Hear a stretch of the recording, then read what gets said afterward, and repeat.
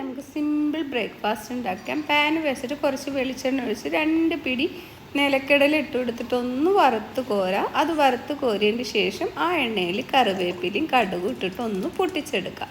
എന്നിട്ട് നമ്മൾ ഇതിലേക്ക് 2 പാക്കറ്റ് സേമിയാണ് എടുത്തിട്ടുള്ളത്. അതുകൊണ്ട് നമ്മൾ 5 ഗ്ലാസ് വെള്ളമാണ് കേട്ടോ ഒഴിച്ചു കൊടുക്കുന്നത്. എന്നിട്ട് ഇതിൽ ആവശ്യത്തിനുള്ള ഉപ്പിട്ട് കൊടുക്കുക. പിന്നെ നമുക്ക് 1 മുറി തേങ്ങ ചിരവിയത്, 2 ടേബിൾ സ്പൂൺ പഞ്ചസാര ഇട്ടിട്ട് ഒന്ന് മിക്സ് ചെയ്തിട്ട് അടച്ച് വെച്ച് വേവിച്ചെടുക്കാം. അപ്പം നമ്മുടെ സേമിയ വറുത്തെടുത്തതാണ്. അപ്പോൾ ഇത് തിളച്ച് വരുമ്പോൾ വറുത്തെടുത്ത സേമിയാണ്. ഒരു 2 മിനിറ്റ് വറുത്തെടുത്ത സേമിയ നമ്മൾ ഇതിലേക്ക് ഇട്ട് കൊടുത്തിട്ട് നന്നായി മിക്സ് ചെയ്തിട്ട് അടച്ച് വെച്ചൊന്ന് വേവിച്ചെടുക്കാം.